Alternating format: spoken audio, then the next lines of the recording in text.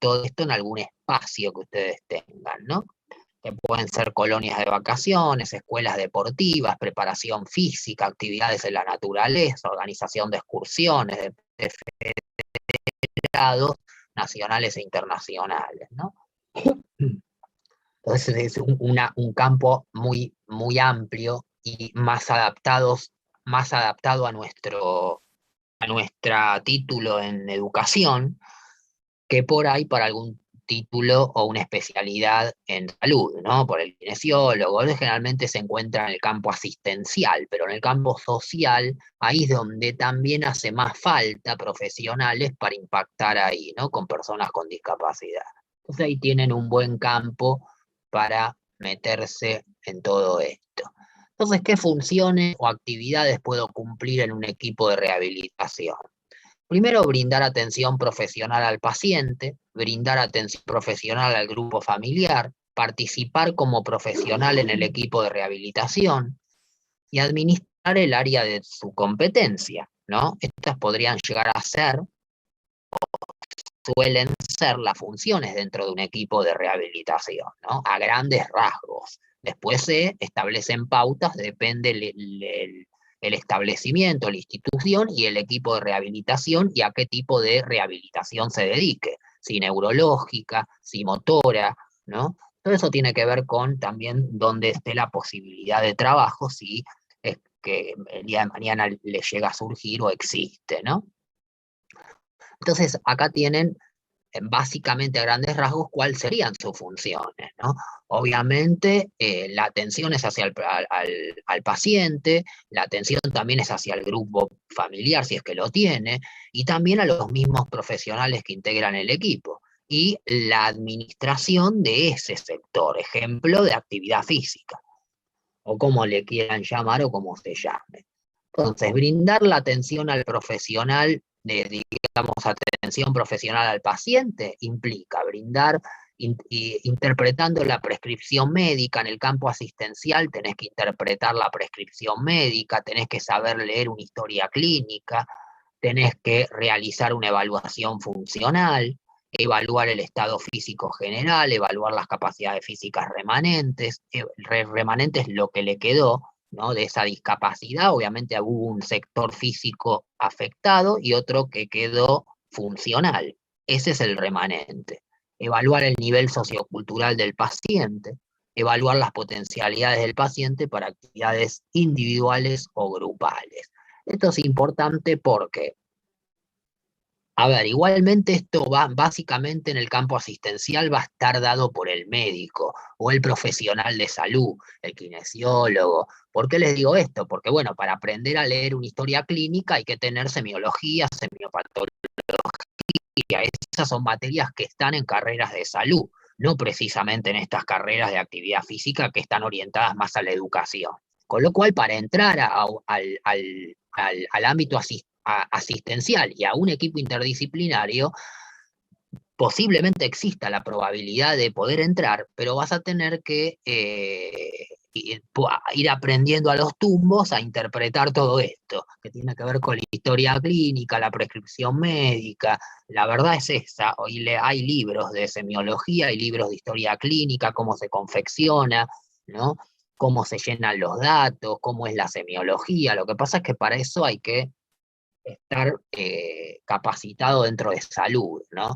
Por eso es muy probable que esto lo termine haciendo un kinesiólogo, un médico, un enfermero, por ahí el psicólogo, que también está dentro de salud, la terapista ocupacional, el acompañante terapéutico también a veces. Entonces, vos, igual es un trabajo en equipo donde podés ir aprendiendo y viendo cómo es.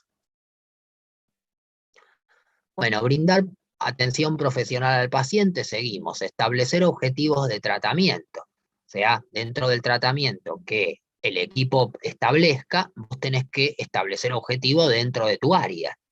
Por ejemplo, no sé, mejorar la estabilidad, mejorar el equilibrio, mejorar el control cefálico y del tronco. Depende de los requerimientos de la discapacidad. Esto se va a plantear lo vas a plantear vos para tu sector y también se va a hablar con el equipo interdisciplinario. orientar el tiempo libre al paciente. Digamos, ese paciente va a estar en rehabilitación, pero va a tener un tiempo libre.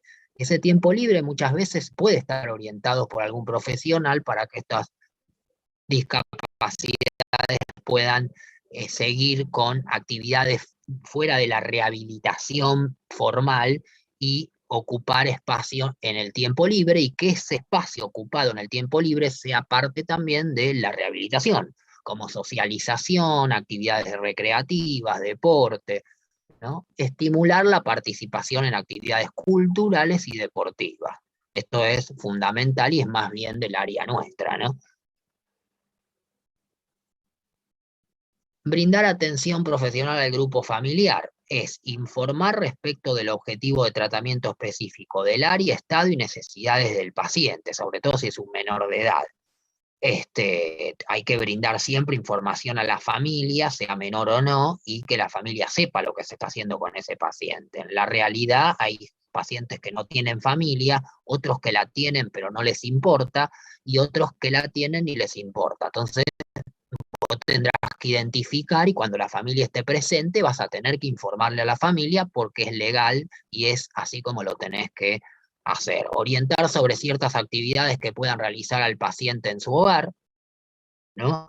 Acá yo me puedo orientar a actividades, como dijimos antes, fuera de la rehabilitación y en el hogar del paciente, en la casa, ¿no? Caminatas, ¿no? O a hacer actividades de la vida diaria y orientar a esa funcionalidad que puede tener en su hogar.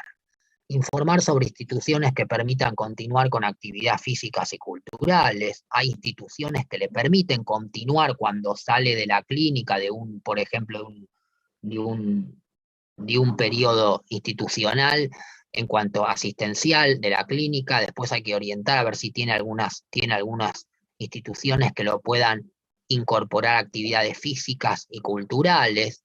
No existen demasiadas, la verdad que el sistema de salud está tan devastado acá que si hablamos de esto, la verdad que como tirar, no sé, como pedirle margaritas a los chanchos, pero básicamente podemos decir que así tendría que ser, ¿no? Tendría que haber instituciones que puedan brindarle actividades físicas y deportes y actividades culturales a las personas con discapacidad.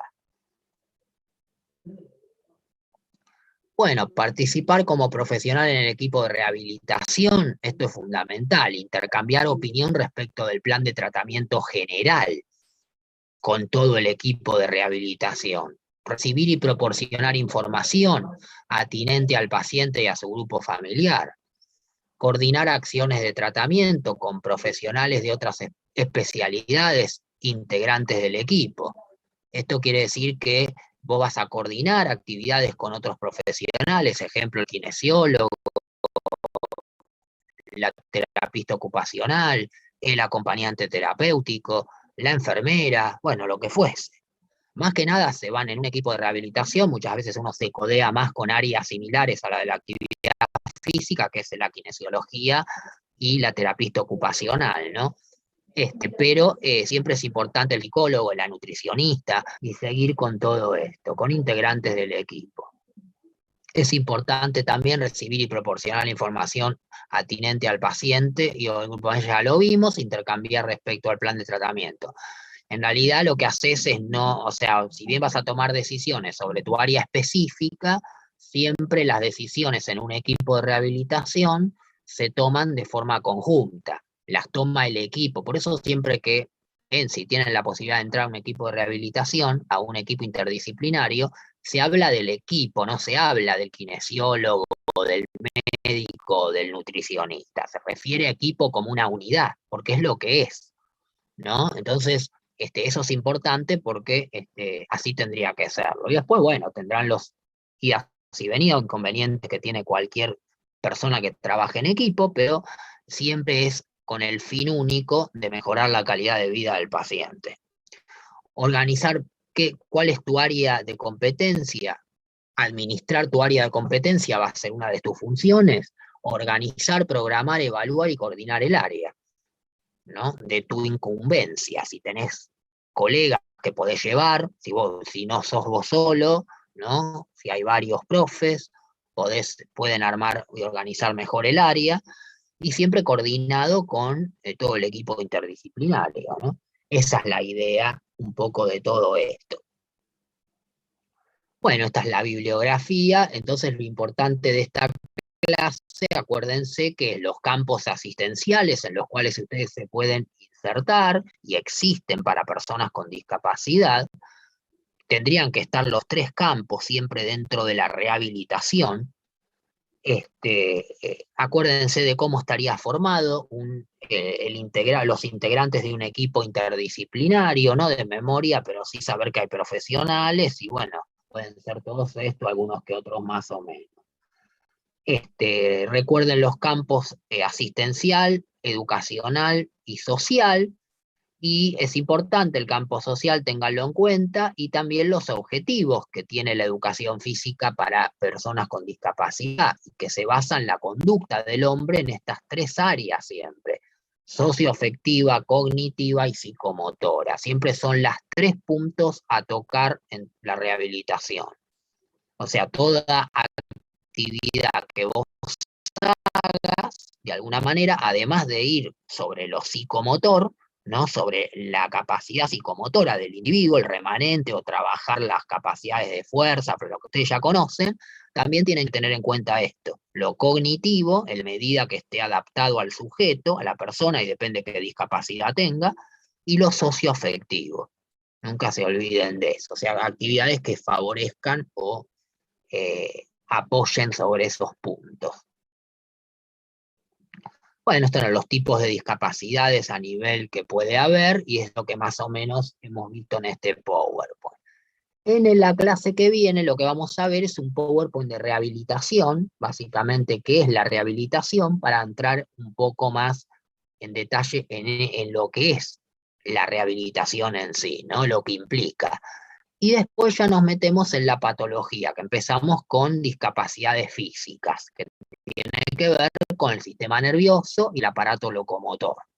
Bueno, entonces ahí les dejo grabada esta, y ahora en un ratito ya vengo con la segunda para meternos en rehabilitación. Ahí estoy, ¿eh? Record.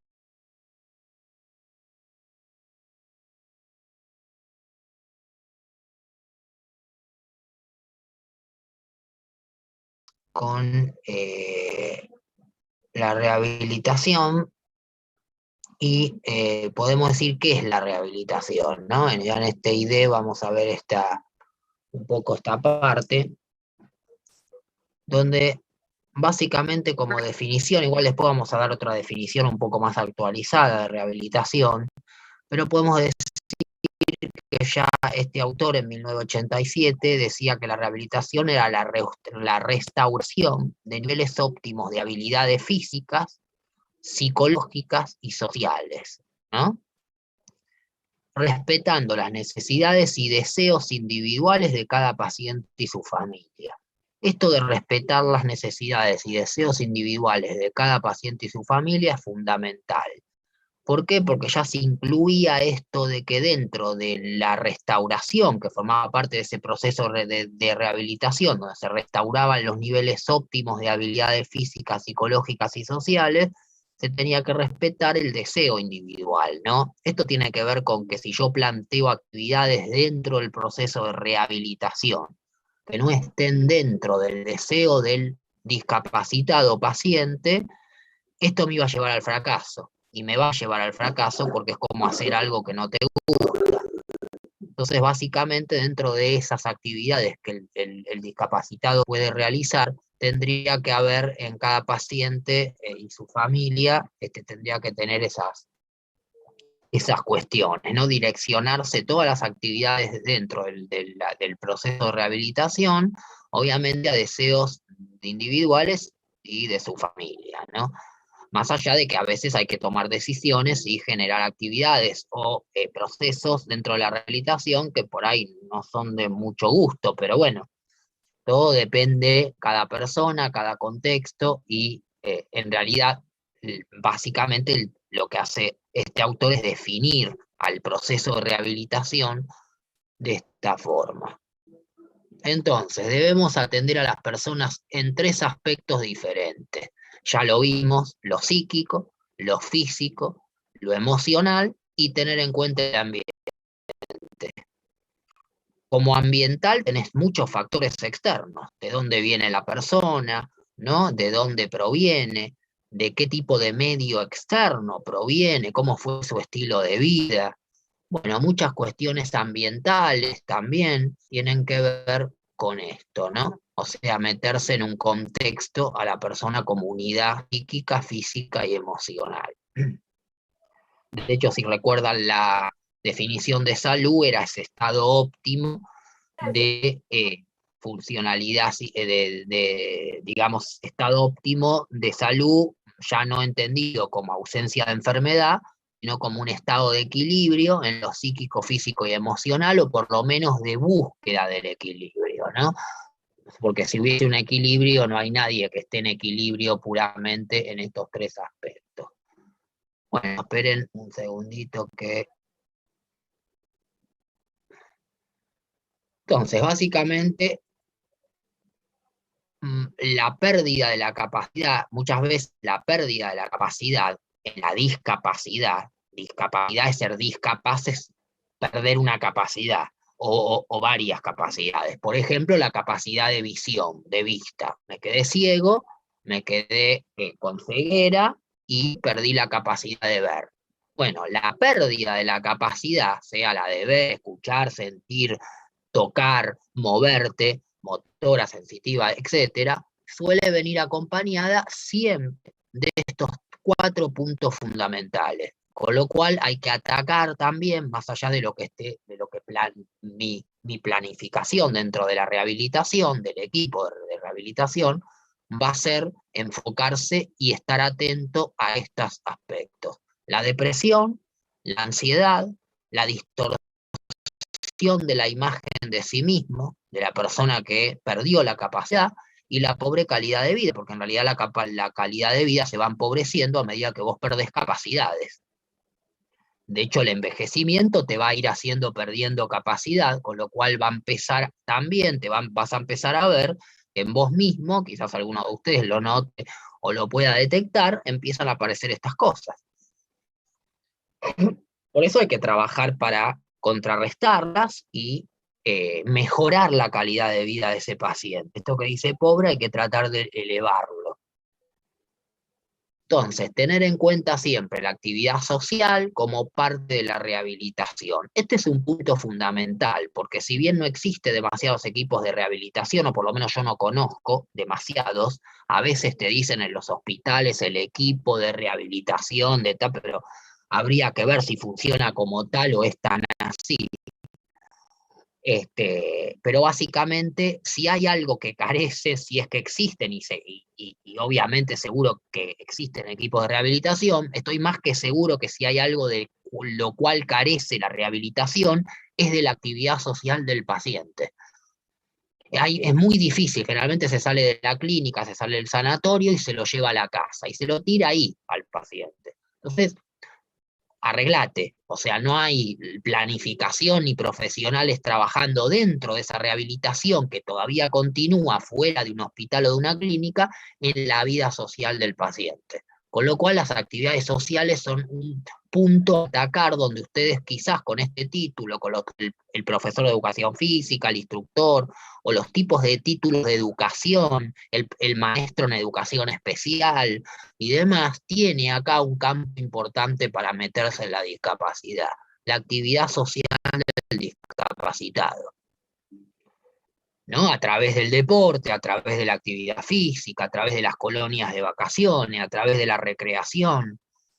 Bueno, ejemplos, desplazamientos en la casa o centro de rehabilitación, la actividad para desplazarse por fuera a medio ambiente, como subir y bajar de vehículos y realizar sus quehaceres en la casa, abren puertas para la socialización. O sea, ya que el paciente con discapacidad pueda salir y deambular, y con eso realizar actividades de la vida diaria en el ambiente donde vive, en la actividad social en el afuera, laboral y demás, le abre ya una puerta grandísima a la socialización. En realidad es lo que tenemos que ayudar a abrir con actividades de las cuales nosotros nos dedicamos o ofrecemos. No sé si están alguno a ir a armar una kermés, por ejemplo, no sé, capaz que sí, el juego, pero digo, si lo quieren ver desde la actividad física, también lo pueden ver de la actividad física, donde hay millones de oportunidades para abrir socialización.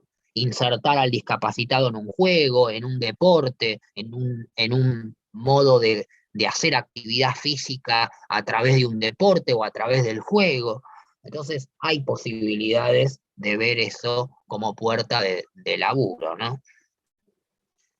Si trabajo la socialización está ligada a la satisfacción con la vida, tener grupos de pertenencia. Esto le pasa a cualquier persona dentro de la socialización. Ningún ser humano podría llegar a vivir desocializado o solo aislado en una isla, ¿no? O sea, duraría poco. ¿Por qué? Porque como seres humanos necesitamos de la socialización, de la interacción con otros, porque de eso también se aprende y de eso también se manifiestan los quehaceres de la vida, digamos, ¿no? De la interacción con el medio externo y con el otro, que forma parte de ese medio externo. Con lo cual esto es importante, porque si vos garantizás que con tu profesión podés mejorar o ayudar a la socialización de esas personas con discapacidad, vas a generar una satisfacción con la vida, que generalmente, por las características que hemos visto, se plantea todo lo contrario, a la persona que es discapaz y perdió una o varias capacidades, ¿no? Tener grupos de pertenencia, esto lo tiene cualquiera, más allá del fútbol, por ejemplo, a nivel mundial es un deporte muy popular y arma grupos de pertenencia. O sea, hay gente hincha de un club, hay gente hincha de River y hay gente hincha de Boca. Esos son grupos de pertenencia, quizás muy grandes por lo que implica el fútbol. Pero a lo que voy es que quizás si vos te anotás en un gimnasio, te anotás en el grupo de personas, de 10 personas que van con el profesor al parque a hacer funcional, ya estás perteneciendo a un grupo. Después podés tener más o menos pertenencia en cuanto a que te guste o no, irte o quedarte, pero si quedás, ya empezás a formar un grupo de pertenencia. O sea, perteneces a ese grupo. Y esto también lo necesitan las personas con discapacidad, porque de esa manera se socializan. En realidad, de esta manera se socializa cualquier persona. Si no formamos grupo de pertenencia, ¿con quién no vamos a socializar? Con nadie. Algo que salga y salude enfrente al vecino y demás. Pero digo, es importante, esta parte social no la tienen los procesos de rehabilitación. Ahí hacen mucha agua y es por eso que quizás también fracasen los que tienen equipos de interdisciplinario, ¿no? Bueno, obviamente van a existir barreras medioambientales, que son aquellas que son del medio externo, arquitectónicas, por ejemplo, ante un discapacitado motor, ¿cómo hará si, por ejemplo, tuvo una lesión medular y no puede mover sus dos piernas, quedó en una silla de rueda y se empieza a desplazar en la silla de rueda? ¿Cómo hace esa persona para sortear barreras ambientales, arquitectónicas? Porque el medio externo no está para él o para estas personas que no pueden caminar, por ejemplo. Y la silla de rueda muchas veces complica. Entonces, esos son barreras arquitectónicas que deberíamos romper, enseñar y tratar de utilizar la silla y poder romper, y también como sociedad habría que cambiar ciertas cuestiones y darle más posibilidades, acceso al tránsito, ¿no? A la libre circulación a personas en silla de ruedas. Pero bueno, es todo algo que se cambia a nivel social y que también hay que trabajar individualmente y que también debe trabajar el equipo interdisciplinario. Si ustedes pertenecen a un equipo interdisciplinario, estas cosas se hablan, se trabajan y se tendrían que apuntar, ¿no? Más allá de que existir también barreras medioambientales, que son las arquitectónicas, existen también barreras humanas, que son muchas veces la reacción de otro, la falta de tolerancia causadas por lo que padecen ser diferente, ¿no? O sea, cómo te ve el otro a vos teniendo una discapacidad y cómo te ves vos mismo con esa discapacidad. Estas son barreras psíquicas, psicológicas, que se ponen ante ese hecho, ¿no? Es como de que el otro mira a la persona y dice, ¿cómo le voy a hablar a la persona que es ciega?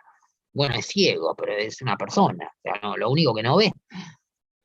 Ahí es donde uno rompe esa barrera, ¿no? Y después la otra está como el discapacitado ve a la persona, porque se aísla, porque se retrae, entonces genera barreras propias que lo desocializan. Entonces eso es lo que hay que romper. Y eso es una cuestión psicológica, por eso trabajan mucho los psicólogos, los psiquiatras, más que el psiquiatra, el psicólogo, si es que hay un buen equipo, tendrían que trabajar mucho dentro del equipo interdisciplinario, ¿no? Pero en realidad es todo un trabajo en conjunto, no solamente del psicólogo, ¿no? Más allá de que su especificidad sería esa, si nos ponemos a pensar en lo que acabé de decirle. Entonces, en conclusión, atender a la rehabilitación requiere un trabajo interdisciplinario, siempre. Si hablas de rehabilitar, hablas de un equipo transdisciplinario, o sea, trasciende las disciplinas, o sea, de muchas disciplinas, donde predomine la comunicación entre los profesionales, porque si armamos un equipo de profesional y no hablamos, obviamente no vas a ser muy muy funcional que digamos. Por eso digo, tiene que haber comunicación, planificación, tiene que haber profesionales, entre la comunicación entre los profesionales, el paciente y su familia, siempre. Y ahí es donde se apunta, ¿no? Piensen que esto de comunicarse, muchos equipos interdisciplinarios fallan en esto, ¿eh? No crean que todos la tienen demasiado claro y ahí empieza a haber faltas de comunicación entre el médico y la enfermera, entre la enfermera y el kinesiólogo, entre el kinesiólogo y el terapista ocupacional. Y bueno, si esto no se busca, esto es un trabajo en equipo y se trabaja también entre los profesionales. La idea sería que funcione. ¿Por qué? Porque sería la manera de mejorarle la calidad de vida al paciente, que en definitiva ese es el único fin. Bueno, devolverle al paciente una vida más activa, el compromiso va a ser siempre devolverle al paciente una vida más activa, con mayor calidad, y no dejar que simplemente transcurra su existencia, ¿no? Porque por ahí están en un equipo interdisciplinario, pero todos se cagan en todo, ¿no? Cada uno hace lo que quiere, la suya, y en realidad lo que hace el paciente ahí, más que rehabilitarse, es transcurrir su existencia.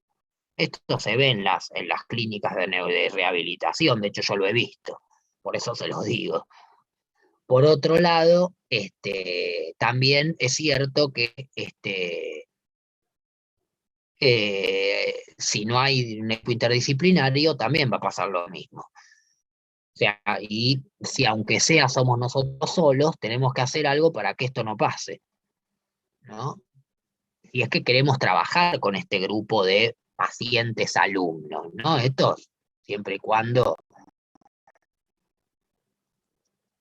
Entonces, como les dije antes, para generar una definición un poco más actualizada de lo que es un proceso de rehabilitación, y no la de 1900 y pico, que en realidad no está mal, pero que no es actual, se define como la asistencia coordinada desde el punto de vista médico, social, educacional y vocacional, que brinda a la persona el más alto nivel funcional posible. O sea, a través de de estas características, de estas áreas, yo le brindo a la persona el el mayor nivel funcional posible. Más allá de que hay una disfunción, porque es un discapacitado. Pero dentro de esa discapacidad, el mayor nivel funcional posible. A tal fin, los pacientes, sus familiares y el equipo de rehabilitación deben trabajar conjuntamente para definir objetivos, metas, hacia dónde se va, realistas, con el objetivo de lograr la mayor recuperación posible y la reinserción de esa persona en su medio familiar y social. Reinsertarlo, la rehabilitación sigue en la reinserción, no termina cuando se recuperó. El objetivo es total, completo, por eso algunos procesos de rehabilitación fallan. Estas que sean las metas realistas, porque los objetivos tienen que ser reales. Si yo estoy rehabilitando una persona que tuvo una lesión medular y quedó parapléjico, o sea, no puede mover las dos piernas, ¿no? No puede caminar y se maneja en una silla de ruedas, sí puede mover el tronco, los brazos, la cabeza y el cuello. La meta mía, yo no me puedo poner como meta que la persona camine. O sea, sería ridículo. Es como pedirle, porque ya está, la lesión medular es irreparable, no va a caminar. Lo que tengo que mejorar es el nivel funcional de lo remanente, la mayor funcionalidad posible de lo remanente, de lo que puede hacer. Bueno, fíjense que los pilares de la asistencia en neurología integral son la prevención, el diagnóstico de la discapacidad, el tratamiento de esa discapacidad y la rehabilitación. Y la prevención está dentro de prevenir la discapacidad, porque muchas discapacidades son productos de traumatismo, de accidentes. Entonces existe la posibilidad de prevenir terminar siendo discapacitado prematuramente, porque como les dije antes, si nos ponemos a hilar finos, todos vamos a ir hacia una discapacidad con el proceso de envejecimiento.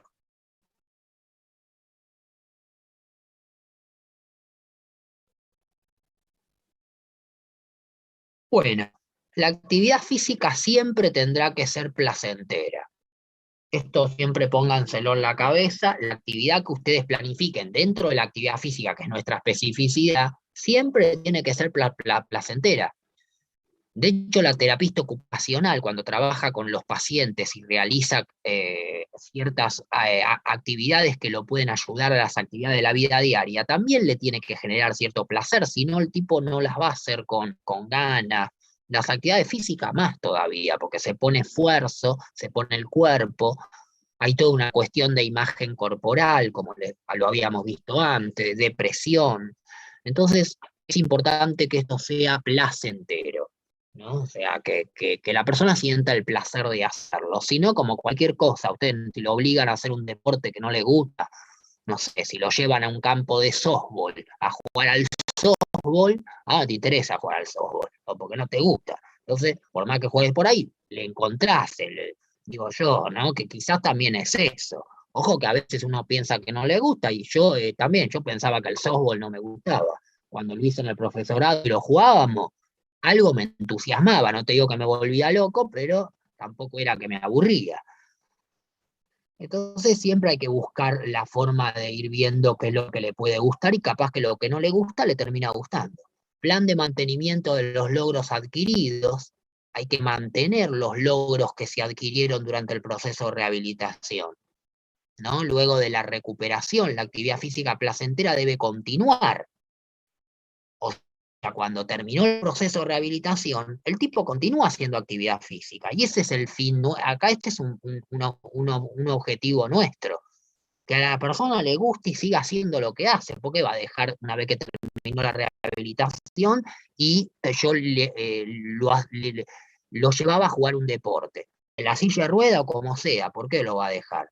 No lo puede, no lo tendría que dejar, tendría que yo buscar que continúe haciéndolo, porque esto le va a seguir mejorando la calidad de vida. El deporte es para siempre, la actividad física lo mismo, por lo menos hasta donde sea posible. Sobre todo si hablas en estas edades, ¿no? Ni hables del juego y el deporte en el niño y en el adolescente. O sea, si no está eso, es muy difícil que el pibe se rehabilite, o por lo menos que le guste. Bueno, ahora vuelvo y ya cerramos con esta y nos metemos en discapacidad física, que ya tiene que ver con el sistema nervioso y la parte sensitivo-motora, para entrar un poco en ese tema y continuarlo la clase próxima. Espérenme que ya vuelvo con la que viene. Record.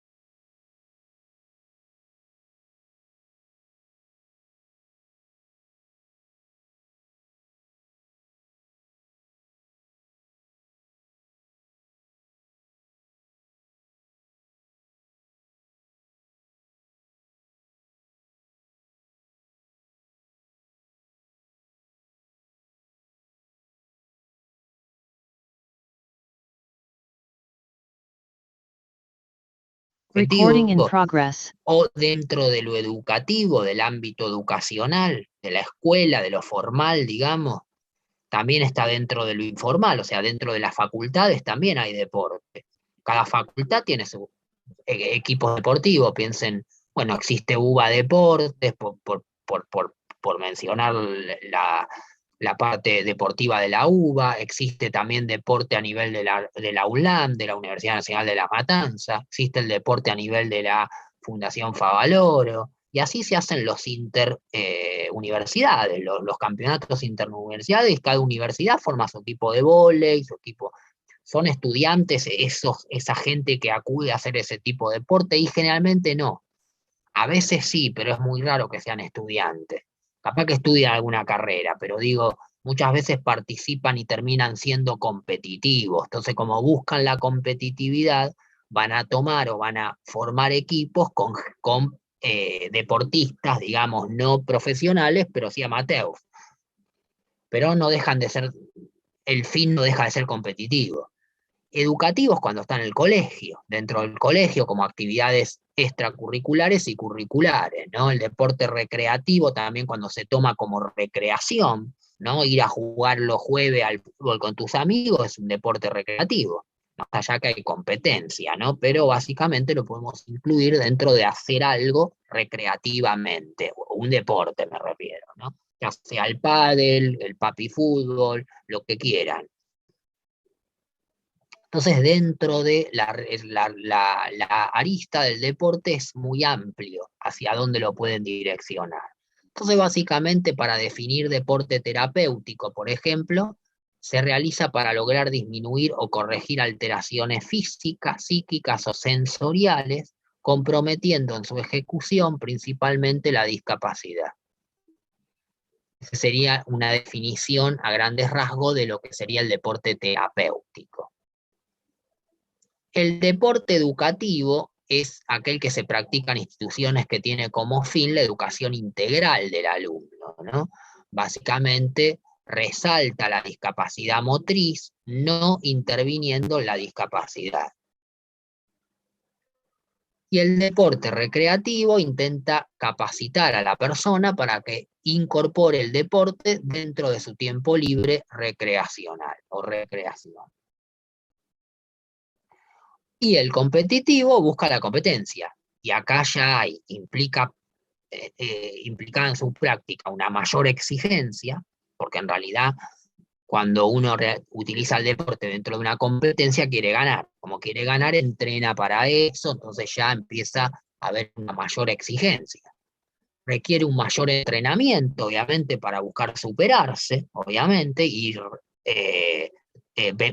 vencer al contrincante, y respeta estrictamente reglas deportivas. Está federado, está arreglado, no se hace lo que se quiere o no se puede modificar en definitiva.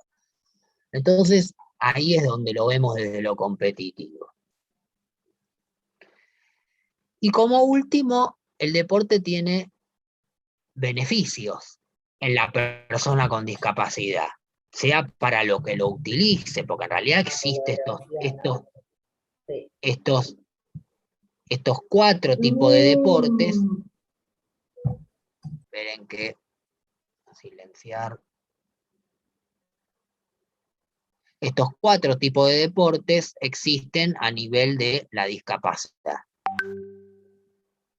Favorecer un mejor trabajo cardiorrespiratorio, aumentar la amplitud articular, desarrollar la fuerza muscular, mejorar el trofismo muscular, ¿no? Al aprender una técnica, desarrollar la atención, la coordinación, colabora con el reconocimiento de su esquema corporal en la persona con discapacidad, facilita la ubicación espacial y temporal de la persona con discapacidad y estimula la autoestima y la relación con otras personas, la socialización.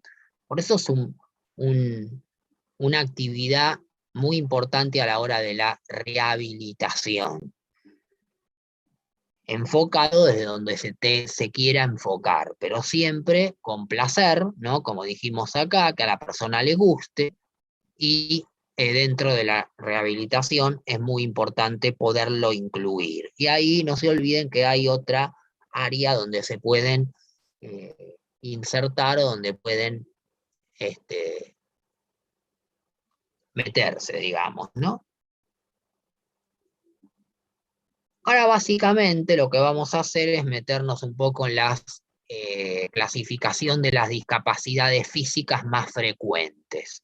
Vamos a ver algunas características de lo que pasa cuando la discapacidad se presenta a nivel del aparato locomotor, a nivel del físico.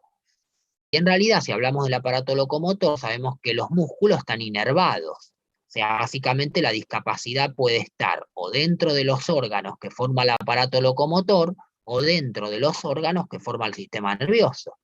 También, si tengo una discapacidad por una lesión en el corazón, en el músculo cardíaco, que está dentro del aparato cardiovascular, me puede dar una disfunción locomotora. Porque si yo tuve un infarto y el corazón me quedó funcionando a la mitad de su capacidad funcional, yo me voy a ver limitado en las actividades locomotrices. No voy a poder salir a correr una maratón con un corazón funcional por la mitad por el infarto que tuve. Entonces, a veces se encuentran las limitaciones en el aparato locomotor. Cuando la limitación o la discapacidad está en lo físico, tenemos que hablar de discapacidades físicas. Y es muy común tener en cuenta el sistema nervioso en todo lo que acabamos de decir. Porque el sistema nervioso es el que comanda y coordina, fíjense, el que nos termina adaptando a las diferentes y continuas experiencias de vida.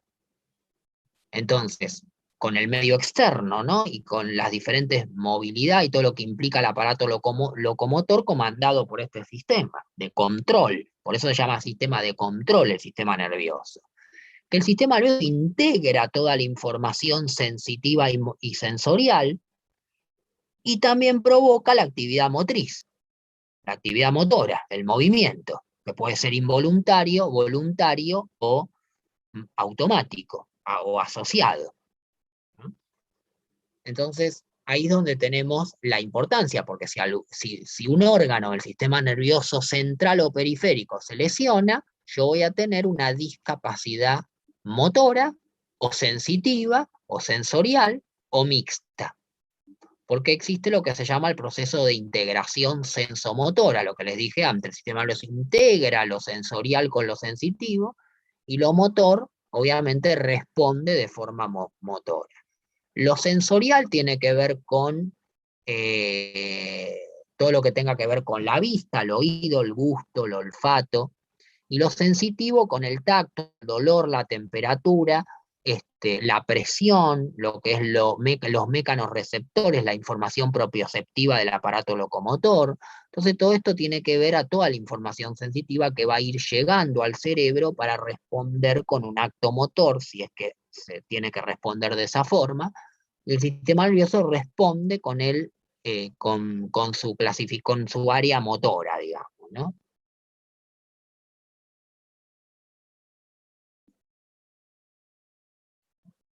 Entonces, básicamente, como introducción, vamos a ver que en sí la regulación o el control motor por el sistema nervioso depende de diversos factores. O sea, que el sistema nervioso pueda controlar el movimiento, ya sea un reflejo o ya sea un movimiento voluntario o un movimiento asociado a los voluntarios, como puede ser el balanceo de los brazos en la marcha.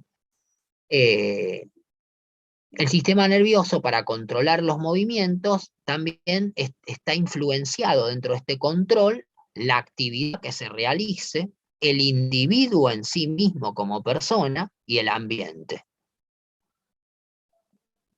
¿no? Entonces, el control motor surge de la interacción entre el individuo, la actividad y el ambiente. O sea, si igualmente yo tengo una lesión en el sistema nervioso central, voy a tener una complicación en el control motor. Básicamente una disfunción, pero que también va a tener que ver con la actividad que se plantee, el ambiente y el individuo. De lo mencionado anteriormente surge de la importancia de tratar de conocer cómo aprende el ser humano, o sea, el aprendizaje motor, y cómo es que el sistema nervioso controla la motricidad, control del movimiento o control motor. Entonces, el sistema nervioso básicamente va a controlar el movimiento. De esta manera yo voy a poder aprender el movimiento, aprendizaje motor, para poder después realizar una destreza motora. Yo tengo que tener primero un buen control motor, o control del motor, como se le dice, ¿no? Un buen control del movimiento, luego un aprendizaje más profundo de ese movimiento, ¿no? De mayor calidad, para poder después realizar una destreza motora que por ahí implique la sumatoria de varios movimientos encadenados. Una destreza motora puede ser una técnica deportiva, trotar, correr, saltar, lanzar, recibir, traccionar, ¿no? Esas destrezas motoras tienen que ver con un aprendizaje, pero también con un control de ese movimiento. Y una persona que de alguna manera tiene una discapacidad motora o en realidad física, va a tener problemas en el control motor y en el aprendizaje motor. No quiere decir que yo por eso no lo trabaje, pero voy a tener que trabajar esto parado, planteándolo desde la discapacidad física que tenga esa persona. Entonces, control motor del movimiento. El control motor es el estudio, básicamente para definirlo, el estudio de la postura y el movimiento que son controlados por comandos centrales y reflejos espinales. Esto refleja varios niveles de regulación por parte del sistema nervioso central. El sistema nervioso central va a regular el movimiento, va a provocar también diferentes movimientos y lo va a controlar a diferentes niveles. Tenemos básicamente 3 niveles que después vamos a ver abajo. En realidad 4 niveles, pero ahora después lo vamos a ver abajo. Pero básicamente para controlar el movimiento, el sistema nervioso necesita recibir todo tipo de información del medio externo y del medio interno del sujeto. Entonces tenemos así la información sensorial y sensitiva. Los exteroceptores, que son el oído, la vista, el gusto, el olfato, el tacto, ¿no? Que captan estímulos del medio externo, le informan todo esto al sistema nervioso central. Más los interoceptores, que son los mecanorreceptores, que le van a informar toda la información del sistema locomotor también para realizar el movimiento, ¿no? Con lo cual ahí voy a tener una integración de la información sensorial y sensitiva para responder con un patrón motor determinado. Y esto tiene que ver para que el sistema nervioso pueda controlar este movimiento y pueda aparecer el aprendizaje motor también, ¿no? Con la interacción de todos estos. Entonces siempre hay receptores, recuerden, sensitivos receptores, que vienen unidos generalmente a nervios sensitivos, que llevan la información desde el receptor al sistema nervioso central. Entonces el sistema nervioso integra toda esta información recibida, ¿no? Esto se llama, la información se integra en varios niveles del sistema nervioso central, se puede integrar a nivel medular, son los reflejos, generalmente como respuesta, pero también la información va a subir hacia niveles más altos. El tallo encefálico, o sea, lo que es el bulbo raquídeo, la protuberancia y el mesencéfalo, a nivel ya submedular, por encima de la médula, tenemos el tallo cerebral, a nivel subcortical, por debajo de la corteza cerebral, y a nivel cortical, ya en la corteza cerebral, donde la información, ya sea sensitiva o sensorial, se hizo consciente. Cuando llegó a la parte cortical, toda la información sensitiva se hace consciente. Cuando se integra a nivel, en realidad hay información de esa que llega acá, que se integra también a este nivel subcortical, a nivel del tallo de la médula, pero es inconsciente. Eso quiere decir que vos no te das cuenta, no lo sentís, no lo percibís. Pero cuando la información llegó a lo cortical, ya sí se hizo consciente. Fíjense que lo cortical tiene que ver con los diferentes lóbulos. Por ejemplo, lo subcortical tiene que ver con el cerebelo, con los núcleos de la base, con el tálamo, el hipotálamo, que son órganos del diencéfalo. Y lo cortical tiene que ver con las áreas sensitivas primarias, el lóbulo occipital, que tiene las regiones oculares, el lóbulo temporal, que tiene las regiones auditivas, y el lóbulo parietal, que tiene las sensaciones sensitivas, ¿no? Con el lóbulo frontal, que va a dar la señal motora para el acto voluntario.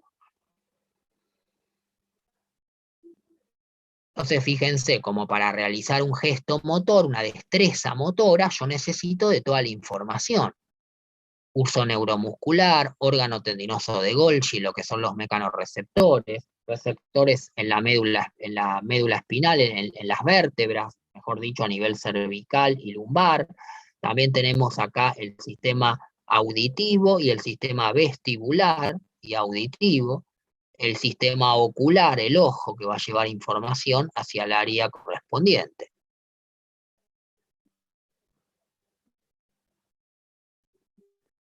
Entonces hablamos, para ir cerrando esta parte y después la continuamos la clase que viene, así quedamos igual que los chicos de la tarde, hablamos de integración sensomotora. Hasta acá no estamos viendo ninguna discapacidad, lo que estamos recordando es cómo funciona el sistema nervioso para controlar, aprender y realizar los movimientos, ¿no? Y también sentir, cómo nosotros sentimos. Desde los sentidos podemos recepcionar toda esa información. Ahora, cuando hay una discapacidad por un traumatismo, un choque, una lesión, una injuria sobre el sistema nervioso, se va a ver alterado cualquiera de estas funciones. Entonces yo tengo que saber qué es lo que puede hacer y lo que no. ¿Cuál es el remanente y qué es lo disfuncional, lo que ya no funciona? Bueno, eso me lo va a dar la historia clínica, me lo va a dar el equipo interdisciplinario o la evaluación neurológica que yo haga. Lo que pasa es que acá no vemos evaluación neurológica, porque esta no es una carrera de salud. Pero yo, para poder semiologar a este tipo que tuvo un accidente y que tiene una discapacidad, tengo que hacer una evaluación neurológica. Y en realidad no es ese acto de por sí, lo podríamos enseñar dentro de la carrera, pero no es a ver cómo les explico, no es algo, no es un marco legal al cual vos puedas acceder mañana con el título. Porque si vos mañana con el título te pones un centro de rehabilitación neurológica y te pones a testear pacientes neurológicamente, no estás habilitado porque el título así no te lo habilita. Si cae un inspector, si usted quién es para hacer evaluación en neurología, que es médico, neurólogo, y no, yo soy instructor de actividad física, y o sea, no es legal. ¿Se entiende? No es que no lo puedas hacer o que no lo puedas ver, va a ser legal si participás de un equipo interdisciplinario, como lo veníamos charlando. Recuerden, les aclaro esto para que recuerden los 3 primeros PowerPoint que vimos, porque eso es importante, los ubica en dónde ustedes van a interaccionar y cuándo y dónde yo me puedo meter. ¿Se entiende? Entonces, y después empezamos a ver todo esto. Entonces, acá vemos los lóbulos del cerebro, donde ya es todo cortical. Este es el cerebelo, que ya es subcortical, y el tallo cerebral, que es subcortical. Y acá vemos lóbulos temporal, el lóbulo occipital, el lóbulo parietal y el frontal, donde se integraba toda esta información que vimos acá en gris, en abajo cortical, ¿no? Los lóbulos. Entonces, fíjate que los receptores siempre van a captar información, ¿no? Los receptores van a ser el ojo, el oído, el sistema vestibular, o pueden ser también los nociceptores del dolor, o los receptores táctiles, o los receptores de la temperatura.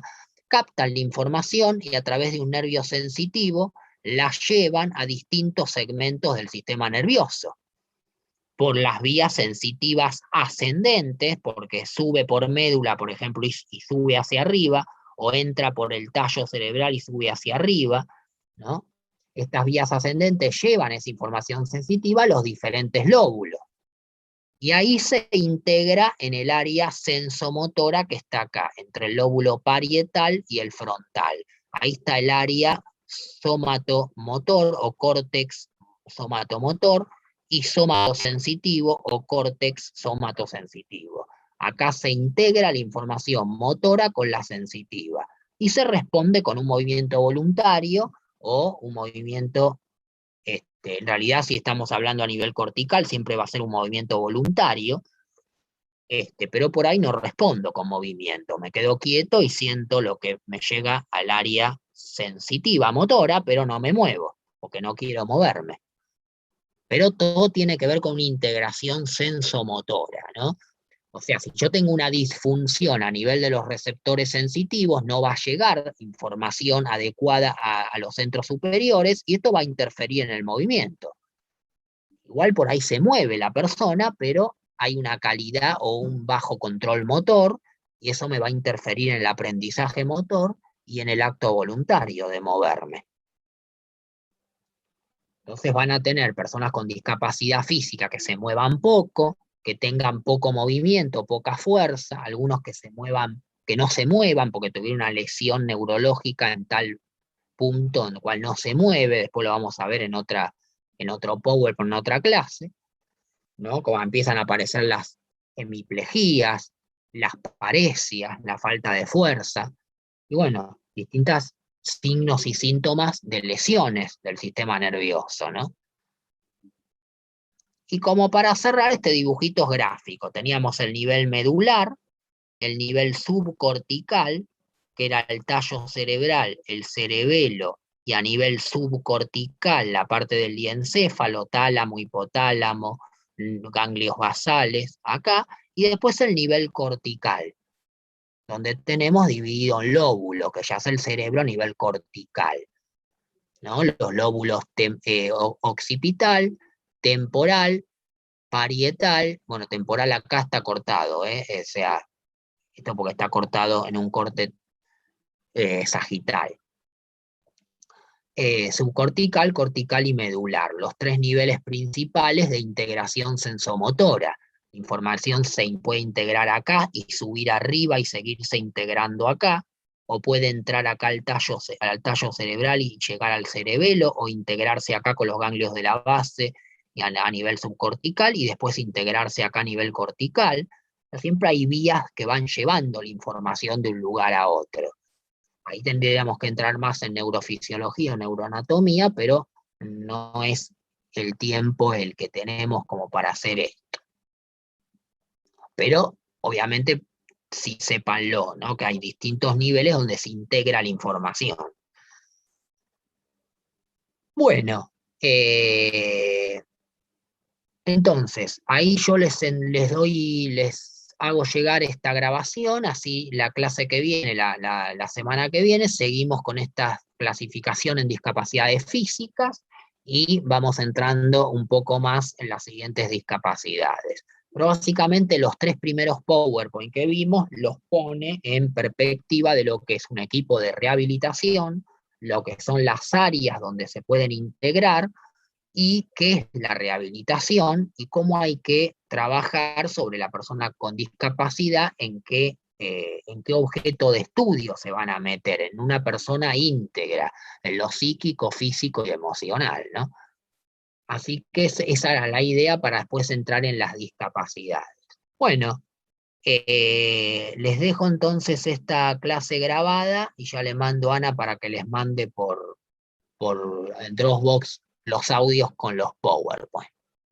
Bueno, nos vemos la semana que viene, gente. Que tengan buen fin de. Chao, Profe. profe, buen fin de. Igualmente, profe. Nos estamos viendo. Recording